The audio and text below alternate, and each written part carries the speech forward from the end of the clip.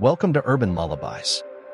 Tonight, we journey deep into the Pine Barrens of New Jersey, where legend and history blur beneath the trees.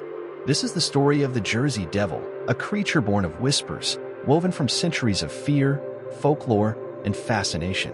Settle in. Let the shadows speak. This is a story not just of what might live in the dark, but why we keep looking for it. In the heart of southern New Jersey lies the Pine Barrens, a vast, forested wilderness of tangled undergrowth, sandy soil, and whispering pines. It is beautiful by day and unnerving by night. For centuries, it has been a place of whispered tales and uneasy glances toward the treetops. And in its shadowed paths, they say something monstrous was born. The legend begins in 1735 with a woman named Mother Leeds, who lived in the small, sparsely populated town of Estelville. Accounts vary, but the core story remains: Mother Leeds was a poor, overburdened woman raising 12 children in hardship. Upon discovering she was pregnant with a 13th, she cursed the unborn child in frustration, exclaiming, "Let it be the devil." On a stormy night, as thunder cracked and wind clawed at the shutters, she gave birth to a seemingly normal child. But within moments, the infant transformed, its body elongating, skin hardening, hooves replacing feet, and wings unfurling like a bat's from its back. It let out a blood-curdling shriek, killed the midwife, and shot up the chimney into the woods. So was born the Jersey Devil, a creature part horse, part bat, part reptile, and entirely fearsome. But is the legend purely myth? Historically, Mother Leeds may have been a real woman. Some historians suggest she was Deborah Leeds, wife of Japhet Leeds, a prominent citizen listed in 1736 tax records with 12 children. Notably, the Leeds family was embroiled in a long-standing religious feud with the Quakers. Daniel Leeds, an earlier family patriarch, was accused of occultism and devil worship for publishing almanacs with astrological symbols, unpopular among his religious peers. Over time, political and religious satire may have twisted real-life grievances into folkloric horror. The Leeds Devil became not just a boogeyman of the forest, but a symbol of rebellion, of outcast identity, and of the unknown hiding just beyond the firelight. By the late 1700s, the story of the Leeds Devil had evolved from whispered superstition into something resembling a communal fear. Isolated settlements in the Pine Barrens, already plagued by wolves, harsh winters, and superstitions brought over from Europe, found fertile ground for a creature of darkness. The first documented sightings were less about detailed descriptions and more about feelings, of being watched in the woods, of hearing wings beat against the trees in the dead of night, or of a high-pitched screech that did not belong to any known animal. The Pine Barrens' remoteness made it a perfect incubator for legend. But even as the legend grew, it took on political and religious dimensions. The Leeds family, especially Daniel and his son Titan Leeds, were publishers of almanacs, filled with astrology, weather predictions, and at times, bold critiques of local Quaker orthodoxy. Their feud with Benjamin Franklin, who published a rival almanac, may have fanned the flames. Franklin even joked in print that Titan Leeds had died and returned from the grave to haunt him. This satire was meant to entertain, but over time, it fused with local lore, further stigmatizing the Leeds name. By the early 1800s, the name Leeds Devil was synonymous with something blasphemous, unholy, and local to the Pine Barrens. The idea of a devil child born of an outcast mother became not just a scary tale but a commentary on class and belief, the othering of people who didn't conform to religious norms or colonial order. Early colonial interpretations. To Puritan and Quaker settlers alike, the idea of supernatural punishment was not far-fetched. A cursed child turning into a devil echoed biblical wrath, and people found cautionary tales in the story of Mother Leeds. She became a symbol of the dangerous consequences of blasphemy, unclean living, and defiance of divine will. Sightings of strange creatures were rarely questioned. In a world without electric light, with animal cries echoing through black forests and deep religious anxiety pressing on the mind, belief in monsters wasn't irrational, it was a coping mechanism. By the early 1800s, the creature had been seen, or at least heard, by dozens of settlers. Livestock was found mutilated. Strange tracks appeared in snow, leading nowhere. Chickens vanished. Dogs barked furiously at invisible intruders. In some towns, people refused to go out at night unless in groups, shifting the name from Leeds Devil to Jersey Devil. It wasn't until the late 19th century that the creature began to be widely known as the Jersey Devil. As New Jersey became more connected via roads and rail, and as journalism began to pick up stories from the Pine Barrens, the legend moved from regional whisper to statewide curiosity. The name change reflected a cultural shift, from a local demon tied to a specific family to a shared folkloric monster that belonged to all of New Jersey. It's here that the story begins to straddle two worlds, one of folklore, myth, and colonial legacy, and another of journalism, science, and public fear. If the Jersey Devil was merely a whisper in the woods before 1909, that January it roared. In the space of just 1 week, January 16th through 23rd, over 1,000 reported sightings flooded in from all across southern New Jersey and parts of Pennsylvania. People from vastly different backgrounds described the same creature: bat-like wings, a long neck, a horse-like face, hooves, claws, and a piercing screech unlike any bird or beast known to the forests. The media exploded. Headlines blared from papers like the Philadelphia Evening Bulletin, the Camden Courier, and the Trenton Times. Flying hoof terror haunts South Jersey. Devil's tracks found in the snow. School children attacked in Woodbury. These were not fringe reports. Policemen fired their guns at the creature. Trolley workers in Haddon Heights claimed to see it fly over the power lines. A group of firemen in West Collingswood swore it hovered over their truck, hissing. One day, it was spotted in Burlington. The next, 50 miles away. Then 100. Hysteria set in. Public reaction. Schools closed. Businesses shuttered early. Armed mobs roamed the woods. In one case, a zoo offered a $10,000 reward for the creature's capture, dead or alive. Entrepreneurs tried to capitalize on the frenzy with fake footprints and bogus sightings. But for many, the fear was sincere. Mothers kept their children indoors. Churches saw an uptick in attendance. Some described the week as a biblical reckoning, as though the devil had truly come to test the region's faith. There was even a strange incident in Philadelphia, where a group of men claimed to trap the creature in a barn. The authorities arrived to find only confusion and no trace of the monster. Skeptical views began to rise. For the first time, skeptics entered the conversation. Scientists and naturalists pointed to misidentifications, owls, sandhill cranes, or even escaped exotic animals. Others blamed mass hysteria, drawing comparisons to witch hunts and other social panics. But in the face of so many concurrent sightings, even doubters had to tread lightly. What made the 1909 wave unique wasn't just the sheer number of sightings, it was the breadth of the witnesses. Doctors, police officers, teachers, and clergy all swore they saw the same thing. This wasn't just rumor, it was social upheaval. The lingering aftermath. After that frenzied week, the sightings tapered off, but the legend was forever transformed. The Jersey Devil was no longer just a Pine Barrens myth. It had become a statewide, and even national, icon of American folklore.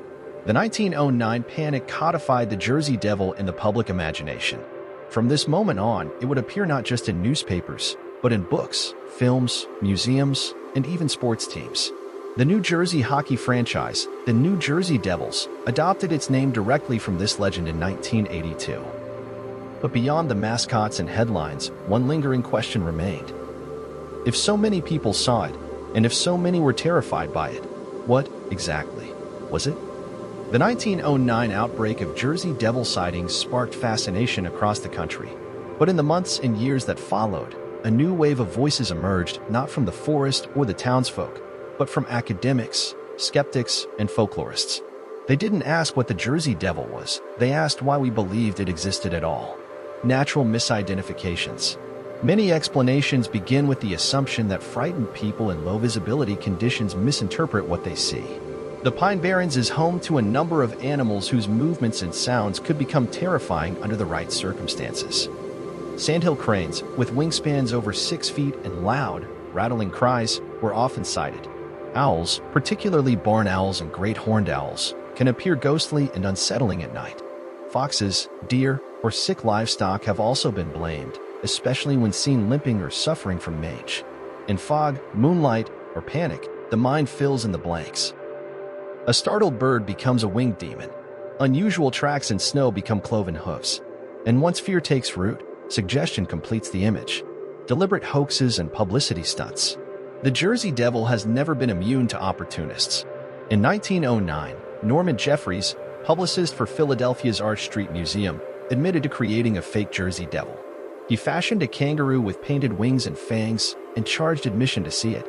Jeffries claimed he was motivated by the opportunity to cash in on the public hysteria.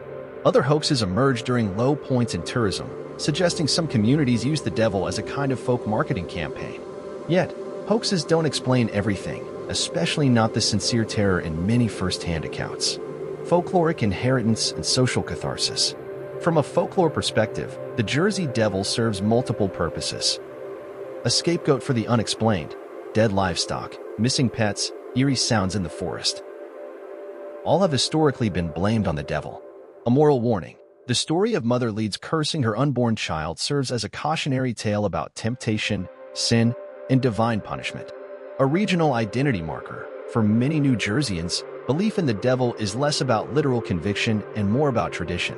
It's a story to pass on, a badge of cultural belonging, and a touchstone in an increasingly modern world. Psychologists often describe this phenomenon as ostension, when people act out folklore in real life. The more the Jersey Devil is talked about, the more real it becomes in the minds of those who hear it. This creates a feedback loop. Belief fuels sightings, which in turn reinforce belief. Why do people believe? Because they need to.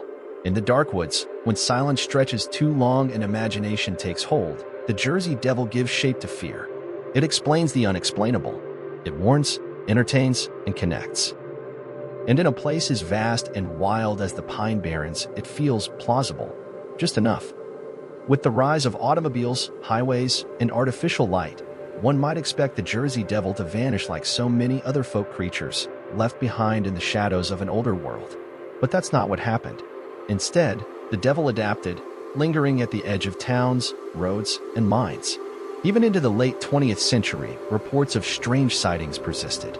And not just from rural woodsmen or idle teens, but from police officers, military personnel, and business people, those with reputations to lose. Notable sightings. 1972, Leeds Point. A man named Stephen Kovac, a construction worker driving near Leeds Point, the creature's supposed birthplace, reported seeing a large winged figure fly across the road and vanish into the trees. He described it as having leathery wings, glowing red eyes, and a long neck, like something between a horse and a dragon. Kovac was not the only witness. Another driver a few minutes behind him made a similar report. 1980s, McGuire Air Force Base. Personnel stationed at McGuire Air Force Base claimed to see a large, flying animal during late-night patrols. One airman, who spoke anonymously, said it wasn't a bird. It was too big, too fast, and it made a noise I've never heard before. The report was not formally logged, but word of the sighting spread quickly through base personnel. 1993, Pine Barrens camper. A father and his teenage son camping in the Barrens described waking to the sound of high-pitched screeches and the flapping of large wings. In their flashlight's beam, they caught a fleeting glimpse of something standing upright on two legs, its eyes reflecting red, before it leapt and disappeared into the trees. Both refused to return to the woods thereafter. 2015, viral photo. A widely circulated photograph hit the internet purporting to show the Jersey Devil mid-flight, its wings spread, legs dangling, and horned head blurred. The image was quickly dissected, many calling it a hoax involving a thrown toy or Photoshop drone. Still, it reignited interest and debate, drawing millions of views and reigniting old fears. The psychology of persistent belief. Why does the legend survive, even in the digital age? The Pine Barrens remain vast and underdeveloped. Over 1 million acres of pine forests still stretch across southern New Jersey, more than enough wilderness to fuel the unknown. The story evolves. In some accounts, the devil now appears near highways. In others, it's glimpsed through car windows or even in suburban backyards. The monster isn't stuck in the past. It keeps pace with the present. Personal sightings carry emotional weight. Witnesses often describe feeling a deep dread, not just fear, but the sense they'd seen something they weren't meant to. Whether hallucination, misinterpretation, or myth made flesh, the impact is real. Encounter or projection. Believers argue that so many similar accounts across centuries can't be coincidence. Skeptics counter that confirmation bias, the power of suggestion, and cultural imprinting are strong enough to shape memory and perception alike. In truth, both may be right. The Jersey Devil may be less a creature and more a mirror, reflecting what each person brings into the forest with them. Despite its sinister origin story and hundreds of chilling encounters, the Jersey Devil has become something more than a monster, It's a cultural symbol, embraced not just by New Jersey locals, but by artists, writers, and entrepreneurs across the country. It's not just feared now, it's featured. The New Jersey Devils. In 1982, New Jersey's new National Hockey League team needed a name that resonated with locals. After a public vote, they selected the New Jersey Devils, a nod to the state's most infamous legend. Though the mascot is cartoonish, the team's branding helped legitimize the legend in the eyes of millions. Suddenly, the Jersey Devil wasn't just a campfire tale. It was printed on jerseys, chanted in arenas, and cheered by thousands. Film and TV appearances. The Jersey Devil has found its way into everything from horror flicks to documentaries and children's shows. The X-Files, 1993. Season 1 featured an episode titled The Jersey Devil, blending folklore with cryptozoology and FBI mystery. 13th Child, 2002, a horror film loosely inspired by the lead's legend, showcasing a more monstrous, bloodthirsty version of the devil. Numerous paranormal reality shows like Monster Quest, Paranormal Witness, and Destination Truth have featured reenactments and investigations into the creature's origins and sightings. These portrayals vary. Sometimes the devil is terrifying, other times misunderstood. But every adaptation reinforces the creature's place in the cultural zeitgeist. Literature, games, and comics. Authors and artists continue to reinterpret the legend. Graphic novels and horror anthologies depict the devil as a tragic antihero or a guardian of the Barrens. In tabletop RPGs and video games, the Jersey Devil appears as a boss creature, cryptid, or mysterious NPC. Children's books have even softened the story, introducing the devil as a misunderstood outcast. This mythological flexibility has helped the Jersey Devil remain relevant to multiple generations. It evolves with the audience. Souvenirs, tourism, and paranormal culture.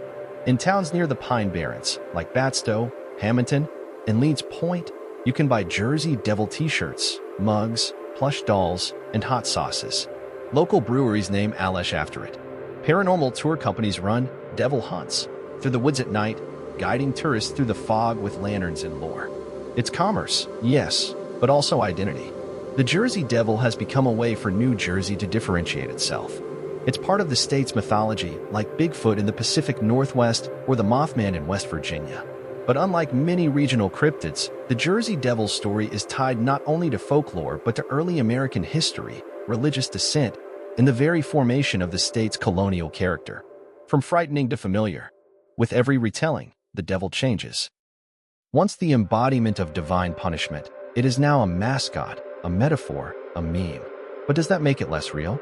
Or is it a sign of power, that something born from a scream in the night has become so embedded in our collective psyche that it can wear many masks? Strip away the claws, the wings, and the shrieks, and what remains? What makes the Jersey Devil endure isn't just fear. It's meaning. It's the story's ability to mirror our anxieties, adapt to changing eras, and offer structure to what we don't understand. Whether monster or metaphor, the Jersey Devil is a symbol and a powerful one, a legacy of rebellion. At its root, the Jersey Devil was born from rebellion, religious, social, and familial. The Leeds family, maligned by their Quaker neighbors for publishing unholy astrological almanacs, were ostracized and painted as demonic. Daniel Leeds' political enemies painted his lineage as cursed. Titan Leeds, publicly mocked by Benjamin Franklin, became a figure of ridicule. The transformation from Leeds' child to devil was less about monstrosity and more about marginalization. The devil didn't begin as a monster. He was made into one, by fear, superstition, and public pressure. In this way, the Jersey Devil represents how society creates monsters out of those who defy it. It's the embodiment of the other, the outsider, the punished. And in that sense, it carries a dark but poignant human truth. Nature's wild spirit. The Pine Barrens is a uniquely hostile and untamed region. Swampy, acidic soil made farming difficult. Settlers were few and often poor. Outlaws and drifters were common. Fires and droughts plagued the area. It became a refuge for those who didn't fit elsewhere, pinies, as they were often called. In this landscape, the devil makes sense. It reflects the wilderness, wild, unpredictable, and unknowable. To some, it became a guardian spirit of the forest, punishing those who disrespected the land. To others, it is nature itself, reminding humans that some places are not meant to be tamed. The persistence of evil in a modern world. Perhaps the most enduring reason the Jersey Devil survives is that it still fulfills a psychological role. In a world where science explains most phenomena and monsters are mostly confined to movies, the devil is one of the few enduring figures that defies easy explanation. It stands in contrast to our rational minds, a reminder that not everything can be labeled, filmed, or pinned down. We crave stories with mystery because they offer something most news and social media do not: the unknown. The Jersey Devil is not just a creature, it's the darkness just beyond the headlights. It's the rustling in the trees behind you. It's the idea that, even in our modern age, some shadows still cannot be illuminated. A living legend. From a cursed child to a flying monster, from a political metaphor to a pop culture icon, from the scream in the night to the laugh of a mascot, the Jersey Devil has transformed over 3 centuries, yet never died. It lives because we need it to live, because we keep asking, what if it's real? We began in the swamplands of New Jersey, where pine trees crowd the horizon and fog settles low over the soil. A place where stories root deep and shadows move without sound. And in those shadows, for nearly 300 years, something has lingered. Whether as a winged horror or a social scapegoat, the Jersey Devil endures because it is not just a creature, it is a reflection, a vessel for the anxieties, divisions, and longings of every era it survives. The myth we inherit. All folklore survives not just because it's frightening, but because it's useful. In the 18th century, the devil was a warning against blasphemy, rebellion, and social deviation. In the 19th, it became a story of caution, a means to teach children obedience, and a salve for unexplained rural deaths. By the 20th century, it had transformed again into entertainment, symbol, and regional pride. Even now, people flock to the Pine Barrens not just to hunt for the creature, but to touch the story. To be part of something that connects them to their ancestors, their state, and to a larger, older sense of wonder. Memory in the dark. The Jersey Devil doesn't appear in the daylight. Like many of our fears, failure, judgment, loss, it emerges in the in-between spaces, dusk, fog, the edge of sight. And in that way, it teaches something essential. That not all truths are knowable. That some parts of us will always crave the irrational, the eerie, the unexplained. We name monsters not just to fear them, but to make sense of what we cannot control. Whether it's the grief of a mother, the shame of a community, or the harshness of the land, the Jersey Devil is an emotional shorthand for the things we don't speak of out loud. The monster in us. So, was it ever real? That depends. If you believe that reality is what we see, what we record, what we dissect, then maybe not. But if you believe that reality is also what we feel, what we inherit, what we share across generations, then the Jersey Devil has always been real. And perhaps, in some way, it always will be. Because there is a part of us that wants the dark to be alive. That needs stories with claws and wings and howls in the night. That believes, just a little, that something might still be out there. Watching. Waiting. Just beyond the trees. Thank you for walking with us through centuries of mystery. Whether monster, myth, or mirror, the Jersey Devil reminds us that some stories are meant to linger. If you enjoyed this tale, let us know. What legend should we whisper next? Drop your thoughts in the comments. Until then, sleep soundly.